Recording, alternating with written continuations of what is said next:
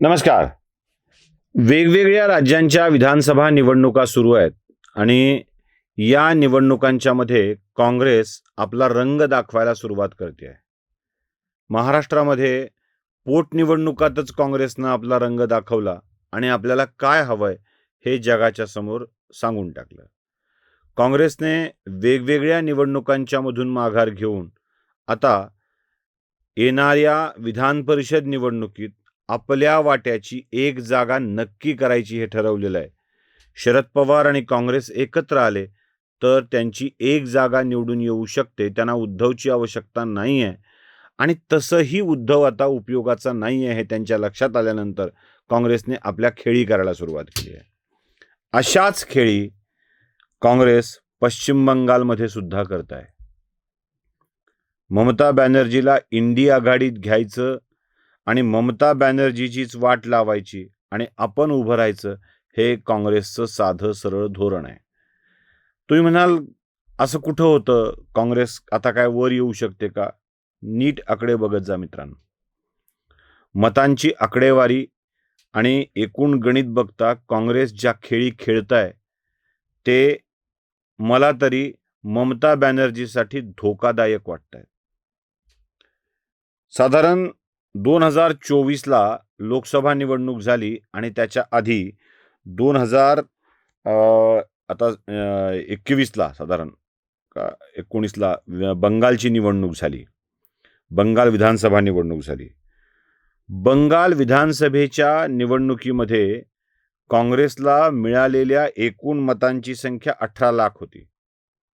तर लोकसभा निवडणुकीमध्ये काँग्रेसला 28 लाख मतं मिळालेली आहेत. म्हणजे विधानसभा ते लोकसभा 24 मागं झालेल्या 28 लाख मतं मिळालेली आहेत. काँग्रेसची 10 लाख मतं या लोकसभा निवडणुकीत वाढलेली आहेत. नुसती वाढलीत म्हणून जमणार नाहीये. एक जागा संपलेल्या काँग्रेसने पश्चिम बंगालमध्ये लोकसभेची एक जागा जिंकली आहे. आता एक जागा जिंकली आहे म्हणजे खूप काही झालं का? नाही. मी तुम्हाला आकडे जे सांगतोय ते खूप महत्त्वाचे आहेत. लोकसभा निवडणुकीत पश्चिम बंगालमधल्या 11 जागांवर काँग्रेस लीडवर होती. म्हणजे विधानसभेच्या 11 जागांवर 11 जागा काँग्रेस जिंकू शकते. पश्चिम बंगालमधील विधानसभेच्या 11 जागा काँग्रेस जिंकू शकते. 11 म्हणजे खूप मोठा आकडा आहे का? नाही. 14 जागा विधानसभेच्या अशा आहेत जिथे काँग्रेस सेकंड पोझिशनला होती. म्हणजे विधानसभेमध्ये काँग्रेस काही दम दाखवायचा असेल तर 25 जागांवर आपला दम दाखवू शकते आणि काँग्रेसला हेच हवंय. कारण आपला वाढता जनाधार तो टप्प्याटप्प्याने का असेना स्वतःच्या बळावर 25 आमदार निवडून आणू शकेल इतकी काँग्रेसची स्थिती होते आहे. आणि काँग्रेसला हे उत्तम पद्धतीनं माहीत आहे की जर काँग्रेसच्या जागा वाढल्या तर जागा घटतील त्या ममता बॅनर्जी यांच्या. ममता बॅनर्जीला आपल्या जागेवर आणण्यासाठी, ममता बॅनर्जींनी केलेल्या अपमानाचा बदला घेण्यासाठी काँग्रेस आता सज्ज झाली आहे. खरं तर हा ममता बॅनर्जीचा वारस होता आधी केलेला. आधी काँग्रेसनी ममता बॅनर्जीचा अपमान केला होता. ममता बॅनर्जींनी बाहेर पडून आपला तृणमूल काँग्रेस नावाचा पक्ष स्थापन केला आणि 15-20 वर्षामध्ये 25 वर्षामध्ये असा काही चमत्कार करून दाखवला की ममता बॅनर्जींनी डाव्यांची सत्ता उलथवून टाकून आपल्या ताब्यात सत्ता घेतली. पण त्याच ममता बॅनर्जी तशाच स्वरूपात काँग्रेसमध्ये वागल्या. कारण त्याही सुडबुद्धीनं वागणाऱ्या नेते आहेत. त्या किती चिडतात, कसं करतात तुम्हाला चांगलं माहीत आहे. तर त्या ममता बॅनर्जींनी काँग्रेसचा सूड घेतला होता आणि त्या सुडाचा आता परत प्रतिसूड काँग्रेसला घ्यायचा आहे.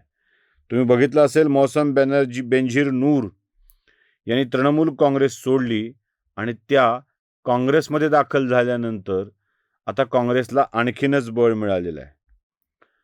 2006च्या विधानसभा निवडणुकीत काँग्रेसने 262 जागा लढवल्या होत्या. 26ला म्हणजे आता काँग्रेस 294 जागा लढवत आहे. म्हणजे वेगळं झाल्यावर सुद्धा, स्वतंत्र झाल्यावर सुद्धा अधिक जागा लढवण्याचा निर्णय काँग्रेस घेत आहे आणि फोकस करत आहे त्या 25 जागांवरती. मतदान वाढलंय. आता काँग्रेसला नेमका बदला कशाचा घ्यायचा आहे, कुठल्या गोष्टीचा बदला घ्यायचा आहे?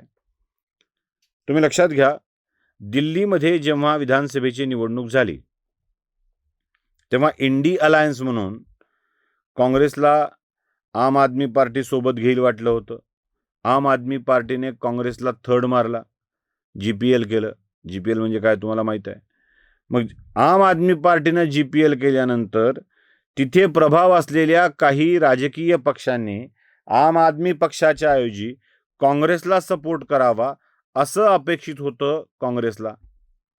पण ममता बॅनर्जी यांनी जाहीर भूमिका घेत दिल्लीत केजरीवालांना पाठिंबा दिला आणि केजरीवालांच्या सोबत त्यांनी प्रचार सुद्धा केला. काँग्रेसला नाकारलं. काँग्रेससाठी ही अपमानजनक गोष्ट होती की आपल्या सहकार्याने, आपल्या सहकार्याची अपेक्षा ठेवणाऱ्यांनी आपल्याला सोबत घेऊ नये.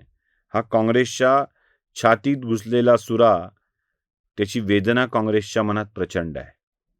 दुसरा मुद्दा, काँग्रेसच्या आताच्या नेतृत्वामध्ये जर कोणी महत्त्वाचं असेल आताच्या अलीकडच्या लिडरशिपमध्ये तर ते अधीर रंजन चौधरी.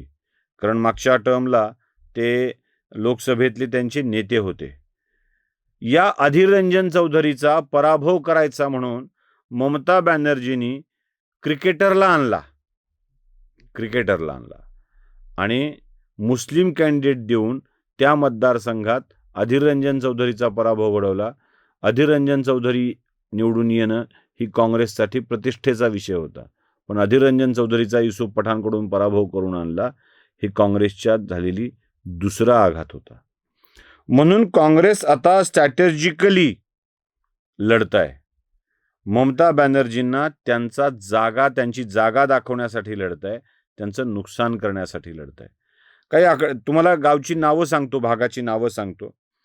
जवळपास काही लोकसभा मतदारसंघातील जी विधानसभेची क्षेत्र आहेत त्याच्यामध्ये चंचल, चकुलिया, हरिश्चंद्रपूर, रतुआ, शुजापूर, मालतीपूर, मोथाबारी, लालगोला, बहरामपूर, मुर्शिदाबाद या भागामध्ये काँग्रेसचा प्रभाव अधिक आहे आणि या जागा आपण लढून जिंकायच्या, आपली संख्या वाढवायची.